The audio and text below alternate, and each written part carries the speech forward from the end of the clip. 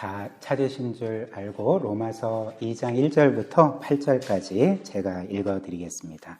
하나님의 말씀을 들으십시오. 그러므로 남을 판단하는 사람아 누구를 막론하고 너가 핑계하지 못할 것은 남을 판단하는 것으로 너가 너를 정죄함이니 판단하는 너가 같은 일을 행함이니라. 이런 일을 행하는 자에게 하나님의 심판이 진리대로 되는 줄 우리가 아노라. 이런 일을 행하는 자를 판단하고도 같은 일을 행하는 사람아, 너가 하나님의 심판을 피할 줄로 생각하느냐? 혹 너가 하나님의 인자하심이 너를 인도하여 회개하게 하심을 알지 못하여 그의 인자하심과 용납하심과 길이 참으심이 풍성함을 멸시하느냐?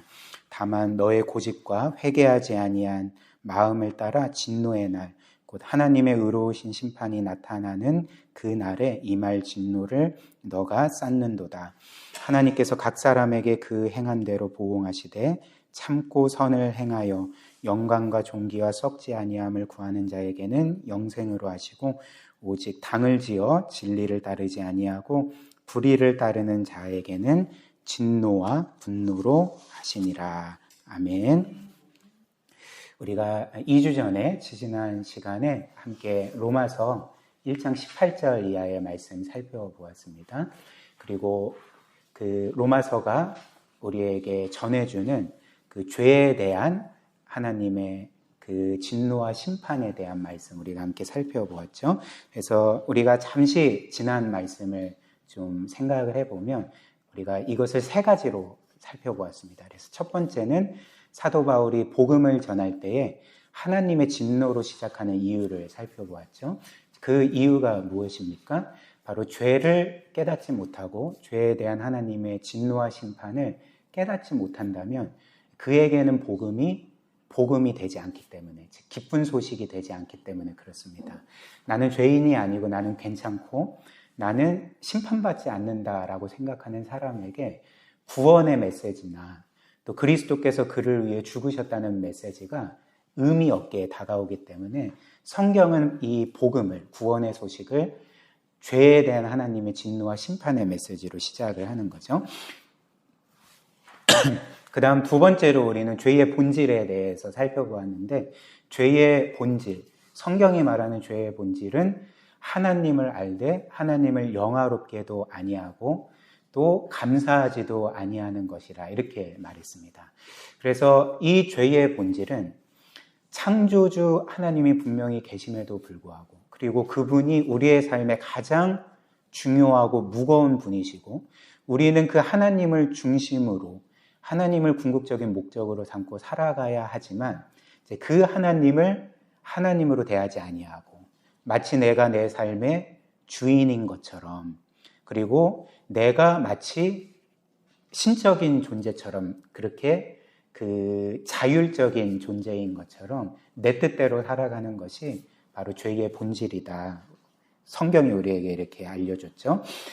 그리고 세 번째로 죄에 대한 심판을 살펴보았습니다. 죄에 대한 심판은 어떤 것이었을까요? 물론 마지막 날 하나님께서 모든 사람들을 영원토록 심판하실 것이지만 지금 이루어지는 심판은 하나님께서 죄인들을 죄 가운데 그냥 내버려 두시는 것이었습니다. 그래서 한 사람이 자신의 죄를 계속 쌓아감으로써 마지막 날 받을 형벌들을 계속 쌓아가도록 하신 것이 하나님의 심판이라 우리가 성경에서 확인을 했죠. 그러나 구원은 무엇이었습니까? 하나님께서 이런 우리를 그냥 내버려 두시지 아니하시고 우리의 삶에 개입하셔서 우리로 하여금 회개케 하고 그리스도를 믿게 하신 것. 특별히 하나님께서 우리를 구원하시기 위해서 하신 일은 우리가 하나님께 버림받아야 했지만 하나님은 그분의 외아들을 우리 대신 버리심으로써, 십자가 죽음에 내버려 두심으로써 우리가 버림받지 아니하고 하나님께 영원토록 받아들여지게 되었다. 하나님의 자녀가 되게 되었다. 이것이 바로 이제 구원의 본질이라 말씀을 드렸습니다. 그리고 여기까지 이 말씀을 듣는 그 성도들은 이제 이런 그 마음의 반응을 하게 되지 않겠습니까?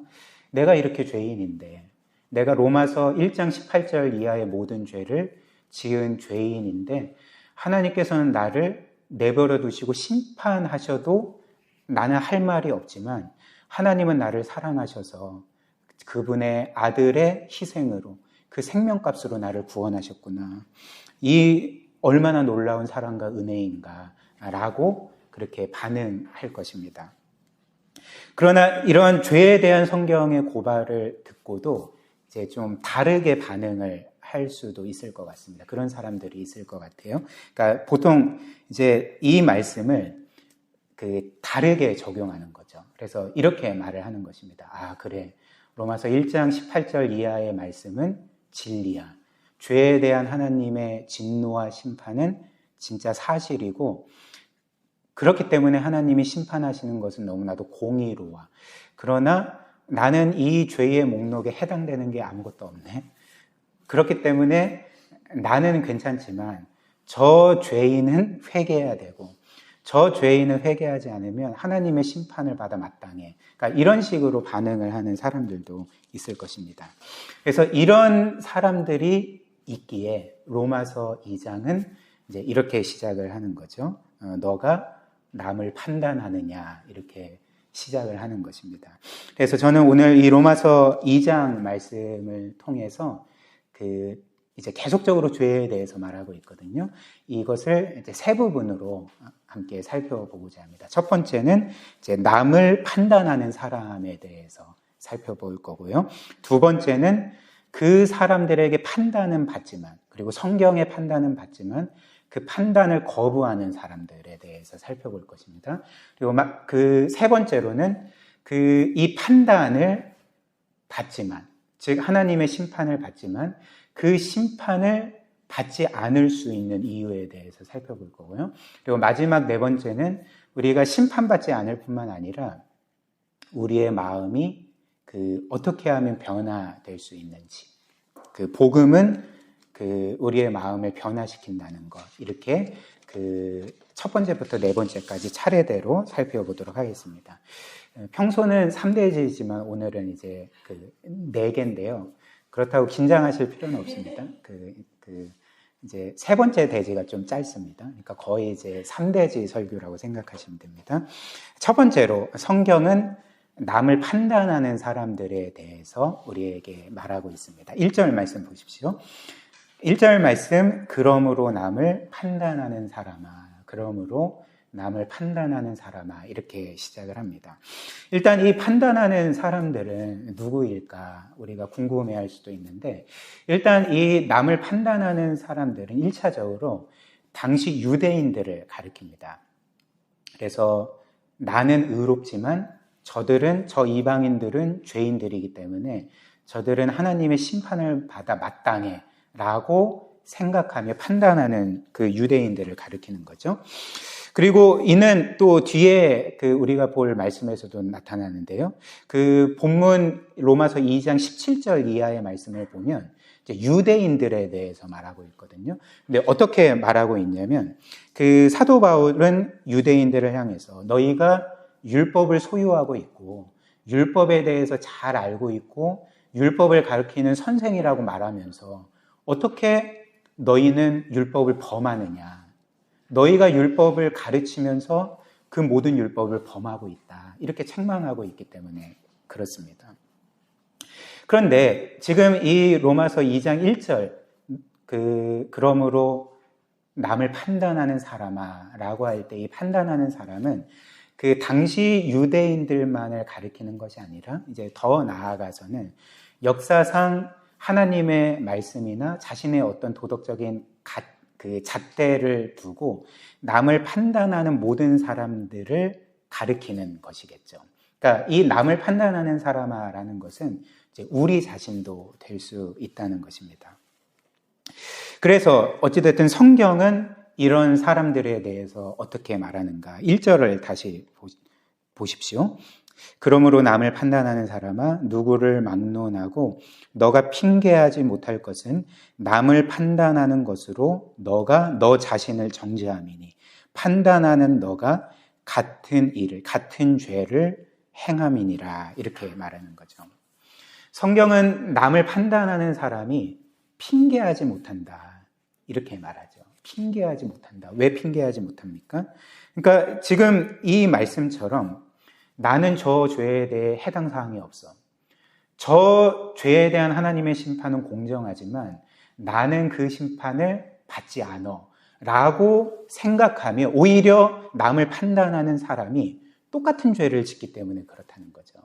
너가 똑같은 죄를 짓는도다 라고 성경이 말하기 때문에 핑계할 수가 없다는 것입니다. 물론 남을 판단하는 사람이 그들의 판단을 받는 사람들이 범하는 겉으로 드러나는 죄를 짓지 않을 수도 있을 것 같습니다. 그러나 그럼에도 불구하고 성경은 그 뭐라고 말합니까? 너희도 똑같은 죄를 범하고 있다. 이렇게 말하는 거죠. 그렇다면 성경은 왜 그들도 똑같은 죄를 범하고 있다고 말을 하는 걸까? 왜냐하면 성경은 죄를 말할 때, 죄에 대해서 말할 때 그 죄가 단지 겉으로 드러난 죄만을 의미하는 것이 아니라 겉으로 드러나는 모든 죄의 뿌리인 마음속에 있는, 마음속에 내재된 그 죄의 본성도 말하기 때문에 그것도 죄라고 말하고 특별히 핵심적인 죄라고 말하기 때문에 그렇다는 것입니다. 특별히 1절이 한번 1절 보시면 남을 판단하는 너희도 같은 일을 행한다 이렇게 말하지 않습니까? 같은 일을 행한다라고 말하는데 여기에서 같은 일이란 뭘 말하겠습니까? 그러니까 우리가 지난 시간에 본 로마서 1장 18절 이하의 그 죄의 리스트를 가리키는 거죠. 죄의 목록들을 가리키고 그러니까 그것을 말하고 너희가 같은 일을 행한다 이렇게 말하는 거죠. 그렇다면 그 같은 일은 무엇일까요? 제가 초반에 여러분들에게 정리해서 말씀드린 것처럼 로마서 1장 18절 이하의 그 죄의 목록 중에 일단은 핵심적인 죄, 즉 하나님을 알되 하나님을 영화롭게도 아니하고 감사하지도 않는 죄악들을 너희가 똑같이 짓는다 이렇게 말하는 거죠.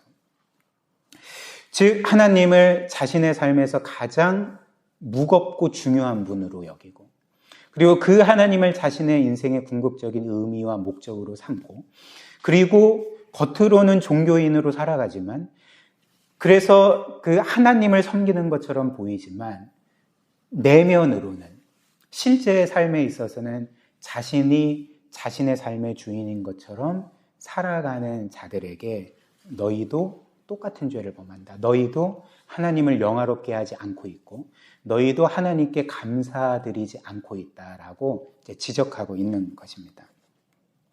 또한 로마서 1장 28절 이하의 죄들을 보면 이 죄들은 사실 겉으로 드러나는 죄들이 아닙니다.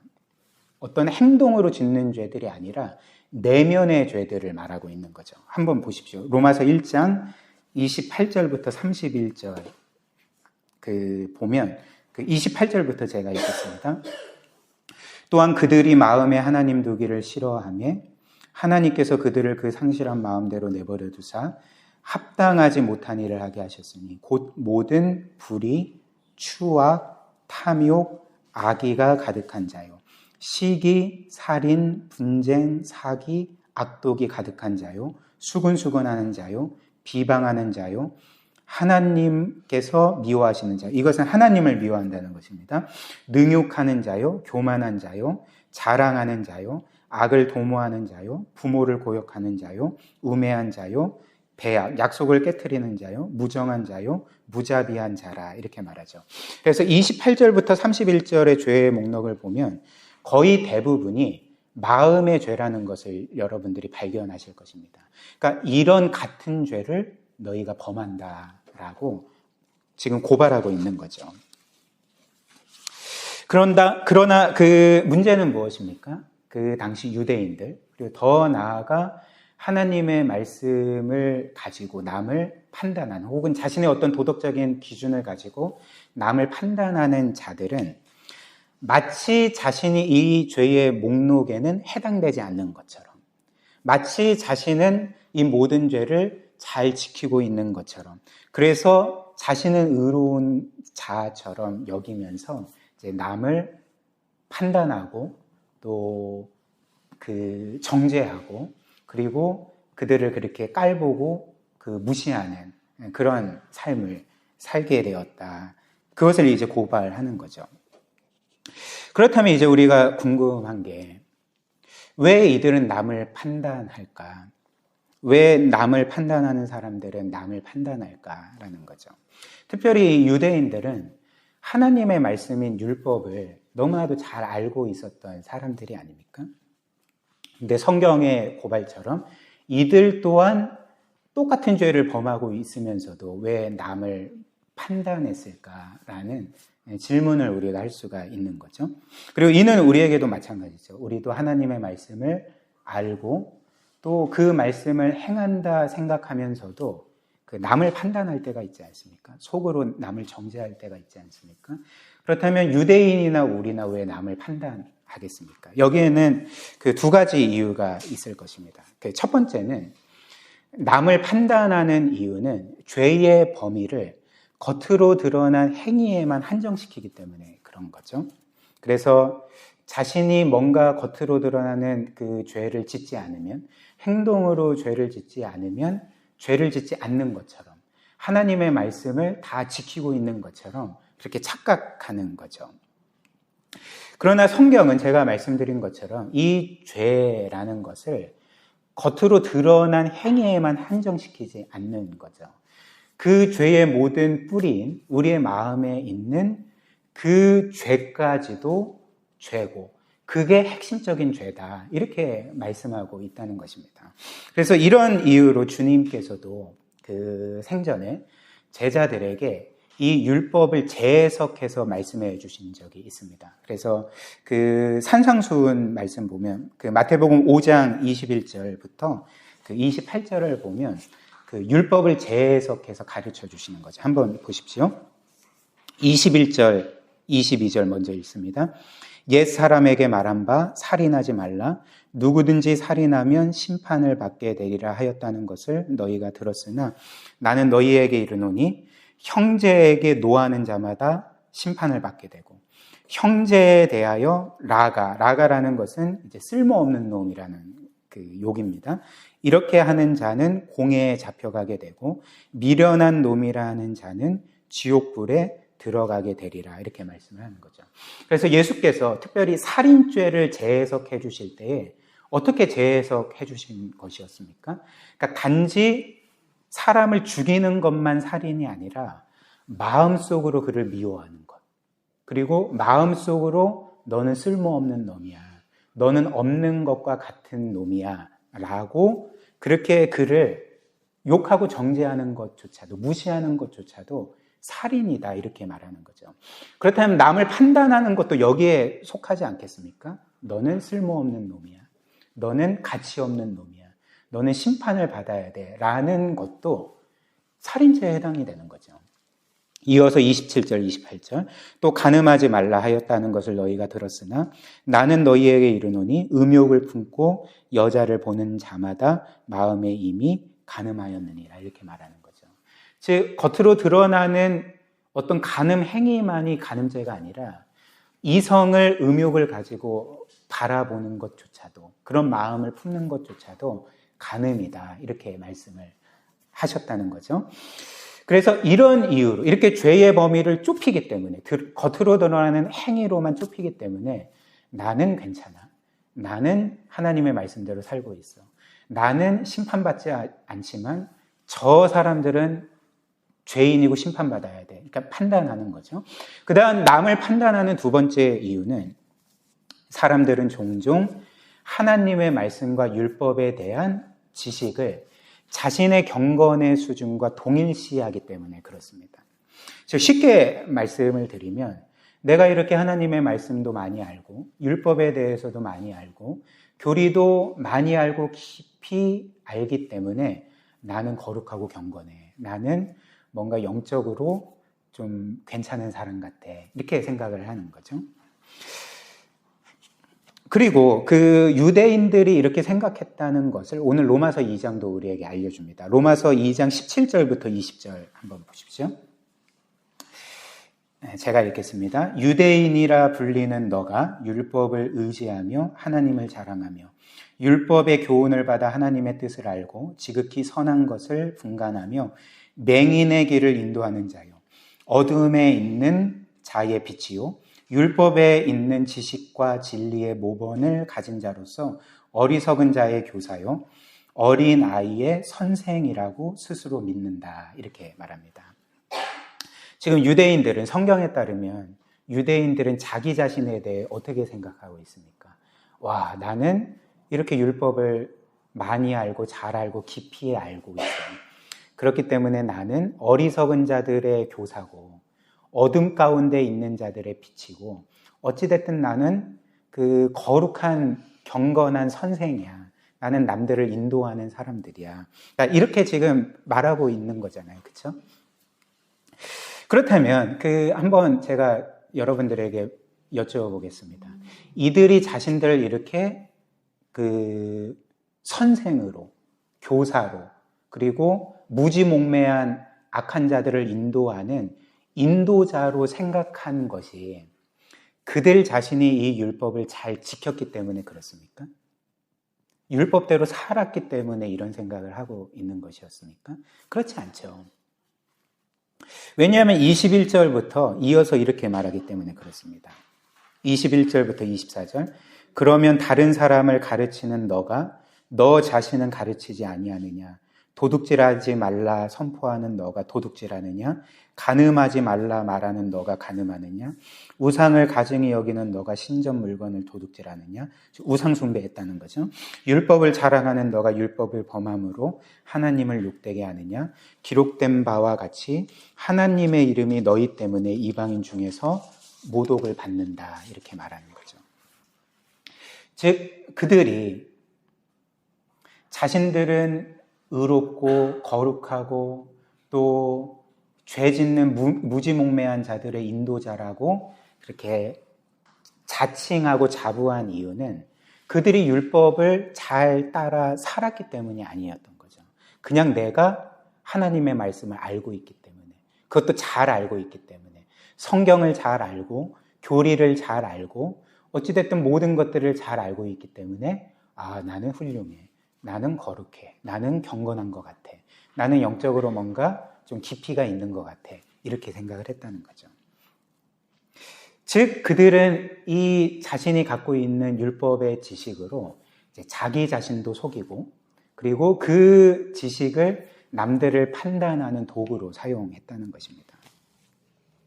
이런 이유로 그 성경이 13절에서 이렇게 말하는 거죠. 하나님 앞에서는 율법을 듣는 자가 의인이 아니요. 무슨 말입니까? 그러니까 율법을 많이 알고 깊이 알고 그리고 다른 이들에게 가르칠 수 있는 능력이 있다고 해서 의인이 아니라 오직 율법을 행하는 자라야 의롭다 하심을 얻는다. 이렇게 말하는 것입니다. 사랑하는 여러분, 그런데 이는 우리도 쉽게 빠질 수 있는 오류이지 않겠습니까? 특별히 이제 하나님의 말씀을 강조하고, 물론 모든 교회가 하나님의 말씀을 강조해야 되지만 하나님의 말씀을 강조하고 성경을 잘 가르치고 또 교리를 잘 가르치는 중요하게 여기는 교회일수록 사람들은, 성도들은 나의 성경과 교리 지식을 마치 나의 경건의 수준인 것처럼, 나의 영적인 수준인 것처럼 그렇게 착각하고 동일시할 때가 많다는 거죠. 우리는 어떻습니까? 우리 교회는 어떻습니까? 여러분들이 한번 판단해 보십시오. 근데 우리가 이렇게 성경 지식을 혹은 교리 지식을 우리의 경건의 수준과 동일시하면 제가 말씀드린 것처럼 우리는 우리 자신을 속이는 것입니다. 그 지식을 가지고 우리 자신을 속이고 그 지식을 가지고 우리 자신을 살펴보고 우리의 삶을 고치고 그 말씀대로 살아가는 것이 아니라 계속적으로 남을 판단하고 남을 정죄하는 도구로 휘두르게 된다는 거죠. 그런데 한번 생각을 해보십시오. 우리가 정말 하나님의 말씀을 알고 있다면, 믿고 있다면, 그리고 하나님의 말씀대로 살려고 최선을 다해 애쓰고 있다면 우리가 남을 진짜 판단할 수가 있을까요? 그렇지 않습니다. 하나님의 말씀대로 살려고 정말 최선을 다해 애쓰고 있는 사람은 남을 결코 판단할 수 없게 됩니다. 왜냐하면 정말 하나님의 말씀대로 살려고 최선을 다해 애쓰는 사람은 애쓰면 애쓸수록 내가 얼마나 무력한지, 정말 내 마음이 얼마나 죄악된지, 그리고 내가 얼마나 실패가 많은 인생인지를 계속 거듭거듭 깨닫게 되기 때문에 그런 거죠. 그러니까 말씀대로 살려고 하면 할수록 우리는 더욱더 우리의 죄성을 발견하게 되고 연약함을 발견하게 되고 우리가 정말 하나님의 은혜가 아니라면 한순간도 살아갈 수 없음을 깊이 깨닫기 때문에 하나님의 말씀대로 살고자 하는 자는 남을 판단할 수 없게 되는 것입니다. 특별히 이렇게 우리가 하나님의 말씀을 진정으로 알고 그 말씀대로 살아가려고 할 때 나는 정말 하나님 앞에서 여전히 죄인일 뿐이고 연약한 자일 뿐이지만 그럼에도 불구하고 하나님의 은혜로 구원받은 하나님의 자녀로 살아가고 있다는 것을 생각할 때 우리는 객관적으로 우리보다 하나님의 말씀대로 잘 살지 못하는 죄 가운데 거하거나 영적인 실패 가운데 거하는 사람들을 바라보면서 그들을 얕볼 수가 없게 되는 거죠. 그리고 그들을 판단하고 정죄할 수 없게 되는 거죠. 왜 그럴까요? 왜냐하면 우리도 별반 다르지 않기 때문에. 우리도 그들과 같이 하나님의 은혜로만 자녀가 된 자들인 것을 알기 때문에 우리는 그들을 더욱더 긍휼히 여길 수 있고 이해할 수 있고 겸손과 온유함으로 그들을 대할 수 있게 되는 것입니다. 이것이 바로 우리가 앞서 찬양에서 불렀던 그 예수 닮은 모습 아니겠습니까? 그렇지 않을까요? 그러니까 이렇게 하나님의 말씀을 아는 지식이 우리로 하여금 더 깊은 차원으로 나아가도록 이렇게 만들어야 된다라는 거죠. 그 다음 두 번째로 본문 말씀은 이렇게 남을 판단하는 사람들 뿐만 아니라 판단을 받으나 그 판단을 거부하는 사람들에 대해서도 이야기를 하고 있습니다. 그렇다면 판단을 받지만 판단을 거부하는 사람들은 누구일까요? 그러니까 판단하는 사람들은 유대인이라면 그 판단을 거부하는 사람들은 당시에 이제 하나님을 믿지 않는 그 헬라인들, 유대인이 아닌 이방인들을 가리키겠죠. 그리고 지금으로 치면 이제 하나님을 믿지 않는 모든 사람들을 가리킵니다. 그리고 12절 말씀은 이런 사람들을 이제 율법 없이 범죄한 사람들이다 이렇게 말하는 거죠. 12절 말씀 보십시오. 무릇 율법 없이 범죄한 자는 또한 율법 없이 망하고 무릇 율법이 있고 범죄한 자는 율법으로 말미암아 심판을 받으리라. 그래서 말씀드린 것처럼 율법 없는 사람은 이제 하나님을 모르는 율법을 받지 않은 성경을 믿지 않는 이방인들, 헬라인들을 가리키고 율법 있는 자들은 그럼 누구를 가리킵니까? 그러니까 유대인들을 가리키는 거죠. 근데 12절 말씀이 말하는 바가 무엇입니까? 그러니까 율법 있는 유대인들만 심판받는 게 아니라 율법 없는 이방인들도 하나님의 심판을 받는다 이렇게 말하는 거죠. 그렇다면 이제 율법 없는 이방인들, 하나님을 믿지 않는 사람들은 이제 이런 반론을 제기할 수 있지 않겠습니까? 율법 없이 범죄한 자들이 하나님의 심판을 받는다고요? 저는 사실 하나님이 살아계신지도 지금 알았고 그리고 지금까지 하나님을 믿지도 않았고 율법을 정말 인생 가운데 단 한 번도 들어본 적이 없는데 그런데 하나님께서 나를 심판하신다는 것이 저로서는 이해가 되지 않고 부당한 것 같습니다. 내가 율법을 전혀 들어본 적이 없는데 하나님은 그분의 기준과 잣대로 나를 심판하실 수가 없습니다. 그러니까 이런 식으로 좀 반론을 제기할 수도 있을 것입니다. 그러나 그렇지 않고 오늘 12절 말씀처럼 하나님은 율법 있는 자들만 심판하시는 것이 아니라 이제 율법 없는 자들도 이제 심판하시는 거죠. 그러나 다만 율법 있는 자는 율법을 기준으로 심판하시고 율법 없는 자는 이제 율법이 아닌 다른 기준으로 심판하신다. 이렇게 말씀을 하는 거죠. 그렇다면 율법 없는 자들이 어떤 기준으로 심판을 받을까? 14절, 15절 보십시오.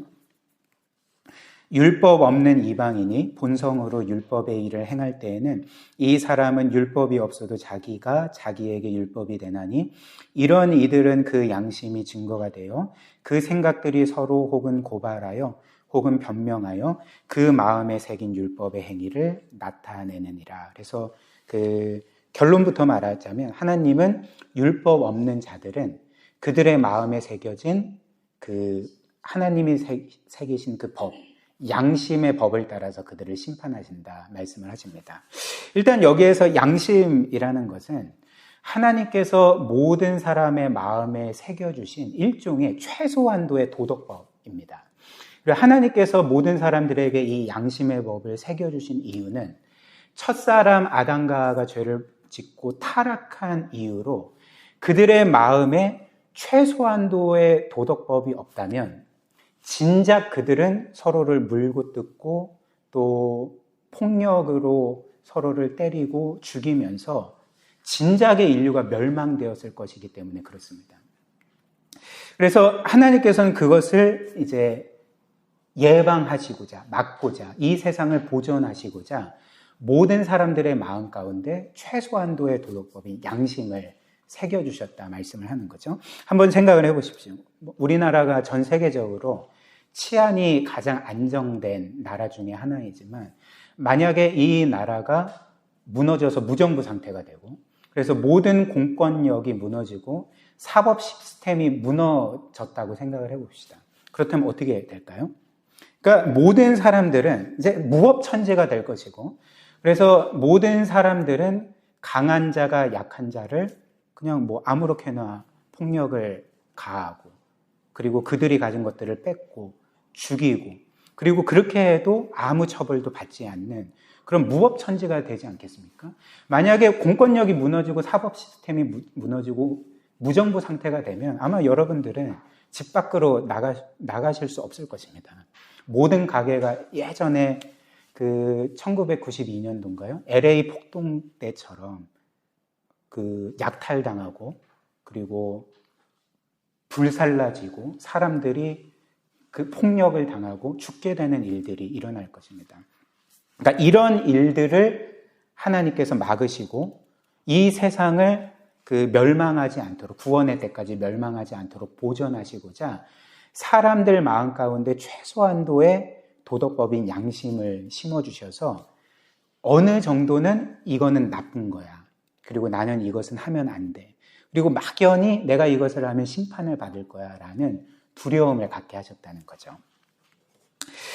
그리고 하나님께서는 이제 율법 없는 자들, 하나님은 그분의 잣대로 나를 심판하면 부당합니다 라고 말하는 자들에게 이제 율법 없이 너희의 마음에 새겨진 양심의 법을 따라 내가 너희를 심판할 거다 이제 말씀을 하시는 거죠. 이에 대해서 20세기의 유명한 신학자였던 그 프랜시스 셰퍼라는 사람이 있습니다. 이제 그 사람이 이에 대해서 이런 예화를 그 전해 주었는데요. 이것은 이제 실제 이야기, 성경의 이야기 아닙니다. 그분이 이제 이런 사실을 잘 설명하기 위해서 만들어낸 이야기입니다. 그러니까 그분이 이제 말하기를 그러니까 하나님께서는 모든 사람이 이 세상에 태어날 때에 눈에 보이지 않는 아주 극소형의 녹음기를 모든 사람 목에 달아주셨다는 겁니다. 그래서 모든 사람은 갓난아기로 태어날 때부터 눈에 보이지 않는 녹음기를 목에 달고 태어나는 거예요. 그리고 그 녹음기는 언제 작동되어서 그 음성을 녹음을 하냐면 사람들이 서로에 대해서 어떤 도덕적인 판단을 내릴 때, 즉 너는 이렇게 하면 안 되지, 너는 이렇게 살아야지, 그리고 그거는 옳고 이것은 나쁜 일이지, 그러니까 이런 식으로 너는 이것저것을 해야 돼 혹은 하지 말아야 돼 라는 말을 할 때만 그게 이제 정확히 녹음이 되는 녹음기입니다. 그리고 이제 모든 사람들이 결국 죽거나 마지막 날이 되어서 하나님의 심판대 앞에 설 때에 이제 그 중에서는 하나님을 믿은 율법 있는 자들도 있을 것이지만 생전 하나님도 믿지도 않고 하나님이 계시다는 것을 들어본 적도 없고 더 나아가 율법을 단 한 번도 들어본 적이 없는 사람들도 있을 것 아닙니까? 근데 그들이 이제 하나님의 심판대 앞에 서서 하나님이 자기들을 심판하신다고 하니까 이제 이런 이야기를 하는 거죠. 하나님, 제가 아까 말씀드린 것처럼 저는 하나님을 지금까지 안 적도 없고 하나님이 살아계시다는 것을 들어본 적도 없고 율법을 들어본 적도 없는데 자꾸 나를 죄인이라고 하고 하나님의 기준대로 나를 벌하신다고 하니까 그거는 부당합니다. 나는 그 심판을 거부하겠습니다. 자, 이렇게 말하는 사람도 있을 거라는 거죠. 근데 이제 셰퍼가 말하기를 그때 이제 하나님께서 이렇게 말씀하신다는 것입니다. 오, 그래? 그렇다면 내가 나의 기준으로 너를 심판하는 것을 너가 부당하게 생각을 하면 내가 너의 기준으로 너를 심판해 주마 하면서 그때 이제 그 사람 목에 있던 녹음기를 딱 떼서 재생을 해주는 거죠. 그리고 이제 재생돼서 들리는 음성이 뭡니까? 그러니까 내가 생전에 했던 너는 이렇게 살아야 돼. 너는 이렇게 살면 안 돼. 너는 이런저런 일을 해야 돼. 너는 나에게 그렇게 하면 안 되지. 라는 것들을 이제 들려주시면서 이 기준으로 그를 심판하시는 거죠.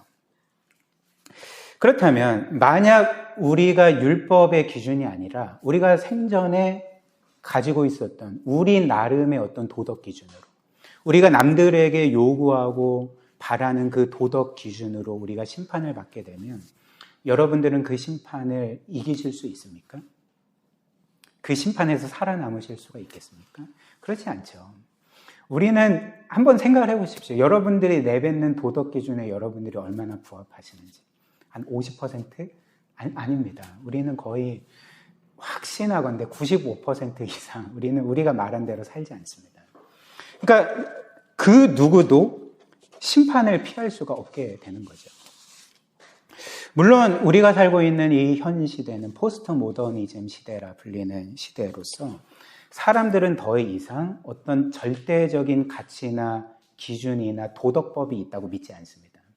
왜냐하면 과학이 이렇게 발전된 시대에서 사람들은 이제 신 같은 것은 존재하지 않고 그리고 신이 존재하지 않기 때문에 어떤 절대적인 가치나 기준이나 도덕법 따위는 존재하지 않아. 그리고 신이 없기 때문에 우리는 엄밀히 말하면 신과 같은 자율적인 존재이기 때문에 그 누구도 나에게 너는 이렇게 살아야 돼. 사람이라면 이렇게 살아야 돼 라고 말할 수가 없어 라고 생각하는 시대에서 우리가 살아가고 있는 거죠. 그럼에도 불구하고 이런 사람들의 삶 가운데 나타나는 모순이 뭔지 아십니까? 절대적인 기준은 없어. 가치는 없고 도덕법 따위는 없고 누구도 나에게 너는 이렇게 살라고 강요할 수 없어 라고 말하는 그 사람이 어떤 모순을 보이냐면 남들에게는 너는 그렇게 살면 안 되지. 너는 이렇게 살아야지. 그리고 사람이라면 선하고 정직하고 공의롭고 그리고 남들의 유익을 위해서 살아야지. 그렇게 살면 안 되잖아. 라고 말한다는 거죠. 그리고 남들이 나에게 어떤 잘못을 한다면 그것을 마치 부당한 것처럼 너 나에게 그렇게 하면 안 되지. 그것은 죄야 라고 말한다는 것입니다. 이는 무엇을 보여줍니까? 그러니까 사람들이 아무리 신도 없고 절대적인 가치나 기준이나 도덕법도 없다고 말하지만 누구도 나에게 어떤 도덕법을 강요할 수 없어 라고 말하지만 정작 자신은 계속 도덕법을 강요하고 있는 거죠. 그러니까 뭘 보여줍니까? 그 안에 하나님께서 새겨주신 도덕법이 여전히 작동하고 있다는 것. 여전히 양심이 작동하고 있다는 것을 보여주는 것 아니겠습니까? 그리고 하나님은 말씀드린 것처럼 이처럼 율법을 단 한 번도 들어보지 않는 그들 마음 안에 새겨진 법으로 심판하실 거다 말씀을 한다는 것입니다. 그렇다면 결국 결론은 무엇일까요? 오늘 말씀처럼 유대인이든지 헬라인이든지 간에 그리고 이 세상에서 겉보기에 도덕적으로 사는 사람이든지 악한 삶을 살아가는 사람이든지 간에 모두 다 똑같이 하나님의 심판 아래에 있다는 것이 성경의 그 판결이라는 것입니다. 그래서 로마서 3장 9절이 우리가 보진 않았지만 이렇게 말하죠. 그러면 어떠하냐? 우리는 나으냐?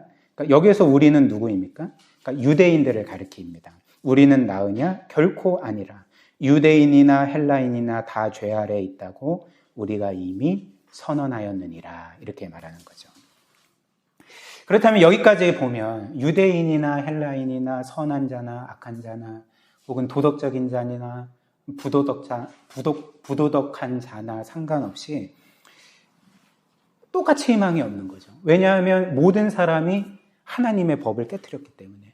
율법 있는 자는 그 하나님의 율법을 깨트리고, 율법 없는 자는 그들의 마음 가운데 새겨진 하나님의 법을 깨트렸기 때문에 그 누구도 희망이 없고 그 누구도 하나님의 심판 아래 있다는 거죠. 그러나 복음이 무엇일까요? 이렇게 유대인이나 헬라인이나 모두 다 하나님의 법을 깨트린 것은 매한가지고 모두 다 하나님의 심판 아래에 있지만, 그럼에도 불구하고 유대인이나 헬라인이나 모든 이들에게 구원의 희망이 있다라고 전해주는 것이 복음이 아니겠습니까? 그렇다면 그들에게 왜 복음의 희망이 있을까요? 왜냐하면 그들은 하나님의 법을 깨트렸지만, 그 하나님의 법의 요구를 산산조각 내었지만, 그럼에도 우리의 구세주 예수 그리스도께서 우리를 대신하여 하나님의 모든 법의 요구들을 이루시고 충족하셨기 때문에 그런 것이죠. 그래서 법의 요구가 무엇입니까? 이 세상의 법이든지 하나님의 법의 요구든지, 법의 요구는 크게 두 가지입니다. 첫 번째는 어떤 한 사람이 그 법을 깨트렸을 때 그 법의 기준에 따라서 형벌을 받아야 되는 것이 그 첫 번째 법의 요구고, 형벌의 요구고, 그리고 두 번째로 그 법대로 순종하여서 살아가야 될 그 요구, 순종의 요구가 바로 이 세상 모든 법과 하나님의 법이 우리에게 요구하는 그 법의 요구라는 거죠. 그러나 유대인이나 헬라인이나 그 법이 요구하는 것을 충족시킬 수가 없는 거죠. 우리가 지은 죄로 인하여서 우리가 감당해야 될 형벌을 감당할 수가 없는 것입니다. 그 영원한 심판을 감당할 수가 없고, 더 나아가 죄인으로서 하나님의 법에 완벽하게 순종할 수 있는 자들이 아니라는 거죠. 그러나 그리스도께서 이루신 일이 무엇일까요? 그러니까 우리가 마땅히 이루어야 될 하나님의 율법의 두 가지 요구를 그분이 다 이루셨던 거죠. 그래서 형벌의 요구와 관련해서는 그분이 우리의 모든 죄짐을 짊어지시고 우리 대신 하나님의 형벌을 받으셔서, 그래서 우리의 모든 죄값을 치르신 것이고, 그리고 더 나아가 순종의 요구는 그분의 십자가 죽음을 포함해서 우리가 불순종하고 실패한 하나님의 모든 율법을 완벽하게 순종하시고 죽기까지 순종하심으로써 이 순종의 요구를 온전히 이루셨던 것입니다. 그리고 하나님께서는 그리스도께서 우리 대신 행하시고 이루신 모든 일에 의거하여서 우리는 우리의 죄값을 치른 적이 없지만 우리의 모든 죄값을 치른 자처럼 여겨주시고, 우리는 순종한 적이 한 번도 없지만 하나님의 모든 율법을 순종한 자처럼 여겨주셔서 그리스도 안에서 우리를 의로운 자로, 그리고 하나님의 자녀로 받아주신 것이 바로 우리가 그리스도 안에서 값없이 얻은 구원의 선물이라는 것입니다. 그러니까 우리 모두가 법을 어기고 불순종하고 깨트렸지만 그리스도께서 우리 대신 율법의 모든 요구, 형벌의 요구와 순종의 요구를 다 이루셨기 때문에 하나님은 우리가 그 모든 율법의 요구를 완벽하게 지킨 자처럼, 이룬 자처럼 여겨주시는 것이 바로 복음의 핵심 메시지인 거죠. 그리고 마지막으로 이 복음은 이렇게 우리를 그 그리스도 안에서 구원받게 할 뿐만 아니라, 의롭다 선언받게 할 뿐만 아니라 그 복음은 우리의 마음을 변화시키는 거죠. 어떤 면에서 우리 자신의 행위를 의지하고 의로움을 의지하며 살아가는 그 종교인의 모습에서 우리를 참 하나님의 백성으로, 참 그리스도인으로서 우리의 마음을 변화시킨다는 것입니다. 로마서 2장 28절과 29절 한번 마지막으로 보십시오. 이렇게 말하죠. 무릇 표면적 유대인이 아니요 표면적 육신의 할례가 아니니라. 오직 이면적 유대인이며 할례는 마음에 알지니 영에 있고 율법 조문에 있지 아니한 것이라. 그 칭찬이 사람에게서가 아니요 다만 하나님에게서니라. 그래서 로마서 2장이 마지막으로 하는 이야기는 무엇이냐면, 표면적 유대인이 복음으로 말미암아 이면적 유대인으로 변화될 수 있다. 이렇게 말하는 것입니다. 일단 여기에서 표면적 유대인이라는 것은 당시 그 유대인을 가리키는 거죠. 그래서 그리스도를 자신의 구원자로 의지하지 않고 그분이 우리를 위해 이루신 모든 구원의 일들을 의지하지 않고 자신의 행위를 의지하고 자신의 의로움을 의지하며 살아가던 종교인들을 가리켜 표면적 유대인, 즉 겉보기에만 하나님의 백성이라고 말하는 것입니다. 그러면 반면에 내면적 유대인은 어떤 것을 가리킬까요? 그러니까 내면적 유대인이라는 것은 진정한 유대인, 그리고 진정한 하나님의 백성을 의미하는 것입니다. 즉 이들은 더 이상 자신의 행위나 의로움을 의지하지 아니하고 자신은 죄인일 뿐이고 아무 소망 없는 자이지만 그리스도께서 자신을 위해 이루신 모든 구원의 일과 의로움을 전적으로 의지하는 자, 그 복음으로 마음이 변화된 자를 이제 내면적 유대인이라고 하는 거죠. 근데 복음은 이렇게 형식적인 종교인을 참 하나님의 백성이자 그리스도인으로 변화시킨다는 것입니다. 어떻게 변화시킵니까? 그러니까 한 사람의 종교인이 자신의 의로 붙들고 있는 자신의 삶의 의미와 가치와 정체성의 근거로 삼고 있는 그 어떤 것을 버리고 그리고 그 대신 하나님의 은혜와 또 그리스도께서 이루신 그 모든 구원과 의로움을 온전히 받아들이게 하심으로써 그의 마음을 변화시키신다는 것입니다. 그렇다면 일단 그 종교인, 이 표면적 유대인이 자신의 의로 삼았던 것이 무엇일까요? 그러니까 율법도 있지만 이제 할례였던 거죠. 그래서 성경에 따르면 일단 이 표면적 유대인들은 자신들이 받은 할례를 자랑했습니다. 이 할례는 여러분들이 아시다시피 그 구약 성경, 특별히 그 하나님께서 이제 창세기에 이 아브라함에게 명하시기를 너희의 모든 자손들은 이 몸에 새기는 표인 할례를 받게 해서 너희가 그 나를 믿지 않는 이방 백성들과는 구별된 거룩한 자들임을 너희가 기억하며 나의 뜻대로 살아가라 라는 표로서 이 할례 예식을 그들에게 명하셨던 거죠.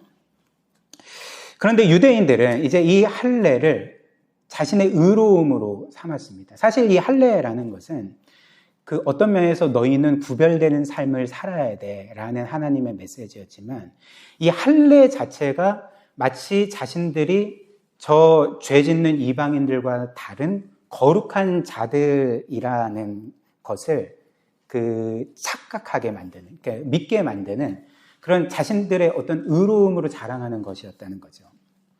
그래서 어찌됐든 이 유대인들은 할례를 자신들의 의로움의 근원으로 삼았고, 그래서 이것을 가지고 다른 민족들을 깔보고 또 판단하고 정죄하고, 그래서 할례를 받은 우리는 거룩한 자들이지만 할례 없는 너희들은 그 이제 유대인들이 사마리아인들을 그렇게 취급했던 것처럼, 그러니까 개 취급했던 거죠.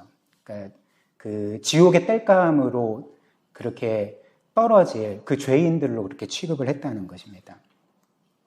그렇다면 여기에서 우리는 이런 질문을 할 수가 있는 거죠. 이렇게 표면적 유대인들이 할례를 자랑하고 자랑스러워하고 자신들의 그 의로움의 근원으로 삼았는데, 그렇다면 이 할례가 그들을 진정으로 구원해 주었습니까? 그들이 그 율법을 지키는데 실패하고 죄를 지을 때 이 할례가 그들을 용서해 주었을까요? 그렇지 않습니다. 25절을 보면 이렇게 말하죠. 너가 율법을 행하면 할례가 유익하나 만일 율법을 범하면 너의 할례는 무할례가 되느니라. 이렇게 말씀을 하는 거죠. 무슨 말입니까? 그러니까 이 할례는 단지 너희는 하나님께 구별된 삶을 살아야 돼 라는 표시일 뿐이기 때문에 그들이 만약에 그 표시에 의미와는 달리 하나님을 향해 살지 않는다면, 그분의 말씀에 불순종하는 삶을 살아간다면 그들의 할례는 아무 의미가 없게 된다는 거죠. 무할례가 된다는 거죠. 즉 그들의 할례는 그들을 구원할 수도 없고요, 그들이 죄를 지을 때 그들을 용서할 수도 없게 된다는 것입니다. 그렇다면 이들이 할례를 의지할 때는 이들이 삶에서 경험하게 되는 것은 결국 두 가지가 아니겠습니까? 그러니까 교만하거나 절망하거나 둘 중에 하나인 거죠. 첫 번째로 그들이 이렇게 할례의 표를 가지고 하나님의 율법대로 살 때는 그래 나는 거룩한 자고 할례 없는 저 개와 같은 자들과는 전적으로 다른 자들이야 라고 하면서 교만해질 것이지만, 그러나 할례를 가진 상태에서 그 율법에 불순종하고 영적으로 실패했을 때는 어떻게 되겠습니까? 그 할례가 그들을 구원할 수 없고 용서의 은혜를 줄 수가 없기 때문에 그들은 절망하게 된다는 거죠. 두렵게 되고 절망하게 된다는 것입니다. 그런데 우리에게도 이 유대인들이 자신의 의로움의 근원으로 삼던 이 할례와 같은 것들이 있지 않겠습니까? 즉 우리는 나에게 이것이 있기 때문에, 그리고 나는 이런저런 것들을 행하고 이런저런 삶을 살아가기 때문에 하나님께서 나를 받아주신다. 나는 저들과는 구별된 훌륭한 자들이야 라고 말하는 할례와 같은 그 무엇이 우리에게도 있다는 거죠. 예를 들면 어떤 것이 있을까요? 그러니까 그것은 우리의 오랜 신앙생활일 수도 있고요. 혹은 내가 교회에서 맡은 어떤 직분일 수도 있고요. 그리고 지금까지 내가 오랫동안 해왔던 어떤 교회에서의 섬김과 봉사일 수도 있을 것입니다. 혹은 그 앞에서 우리가 살펴본 것처럼 내가 가진 어떤 깊고 많은 성경 지식이나 교리 지식도 우리의 일종의 의로움이 될 수도 있는 거죠. 이런 것을 갖고 나는 거룩하지만 저들은 아니야. 그리고 저들은 나와는 다른 죄인들이야 라면서 판단하는 근거로서 우리들은 이런 것들을 사용하지 않습니까? 근데 우리가 이런 것들을 우리의 의로움으로 삼을 때, 이런 것들로 하나님과의 관계를 확인하려고 하고 유지하려고 할 때 우리도 똑같이 두 가지만을 경험하게 된다는 거죠. 교만하거나 절망하거나 둘 중에 하나라는 것입니다. 우리가 하나님의 말씀대로 잘 살게 되면 우리는 더욱더 교만해질 거고, 자기 의 때문에. 우리가 실패하게 되면 우리는 두려움에 휩싸이고 절망하게 될 뿐이지 않겠습니까? 그리고 동시에 우리는 이렇게 할례와 같이 정말 그리스도의 구원이 아닌 어떤 것을 우리의 의로움의 근원으로 삼을 때 우리는 끊임없이 남들을 판단하고 깔보고 정죄하게 될 것입니다. 왜냐하면 우리가 이렇게 우리의 어떤 자기의를 가지고 남을 판단하고 깔보고 그리고 얕보고 정죄할수록 자연스럽게 우리의 의로움이 더욱더 드러나게 되기 때문에 그런 거죠. 그리고 그 가운데 우리는 계속적으로 나의 어떤 가치를 확인하려 할 것이고, 그리고 나의 어떤 그 하나님과의 어떤 관계나 정체성들을 확인하려 할 것입니다. 그러니까 계속 이제 비판하는 자는 계속 비판하고, 그리고 바리새인들처럼 계속 남들을 정죄하는 자는 계속 정죄해서 그 안에서 내가 저들보다 더 나아, 내가 저들보다 더 훌륭해, 나는 의로운 자라는 것을 확인하려고 한다는 거죠. 이것이 바로 성경이 우리에게 말하는 종교인의 특징이 된다는 것입니다. 그러나 말씀드린 것처럼 복음은 이런 표면적 유대인을 이면적 유대인으로 변화시키는 거죠. 왜 이렇게 변화시킵니까? 그러니까 복음은 29절처럼 그리스도를 믿는 자들에게 단지 육신의 표를 내는 육신의 할례가 아니라 마음의 할례를 받게 하기 때문에 그런 거죠. 그래서 29절이 뭐라고 말합니까? 오직 이면적 유대인이 유대인이며 할례는 마음에 해야 된다 말하는 거죠. 너희의 육신에 새긴 할례는 너희를 구원할 수 없다. 너희를 변화시킬 수 없다. 너희로 하여금 하나님과의 확실한 관계를 말 그대로 확신하게 만들 수 없다. 오직 너희의 마음의 할례를 받을 때, 복음으로 말미암아 너희의 마음이 변화되게 될 때에 너희는 표면적 유대인에서 이면적 유대인으로 변화될 수가 있다. 이렇게 말하는 것입니다. 그렇다면 마지막으로 이 마음의 할례, 복음으로 말미암는 마음의 변화가 무엇일까요? 그것은 우리가 우리 자신의 의를 붙들고 살 때는 늘 교만이나 두려움이나 절망 가운데 살았지만 그 마음이 이제는 겸손의 마음으로 변화되고 또 하나님을 기뻐하고 감사하는 마음으로 변화되고 그리고 하나님과의 그 부인할 수 없는 확실한 관계를 누리는 그런 마음으로 변화되는 것이 바로 이 마음의 할례, 복음으로 말미암는 마음의 변화라는 것입니다. 왜 그럴까요? 그러니까 복음의 내용 때문에 그런 거죠. 일단 복음이 우리에게 전해주는 바가 무엇입니까? 우리는 우리가 생각하는 것보다 훨씬 더 심각한 죄인이라는 것. 예수 그리스도께서 우리의 죄 때문에 십자가에 못 박혀 죽임당하실 정도로 우리가 심각한 죄인이라는 것을 전해주지 않습니까? 이 복음의 메시지를 우리가 깨달을 때 우리는 교만할 수가 없는 거죠.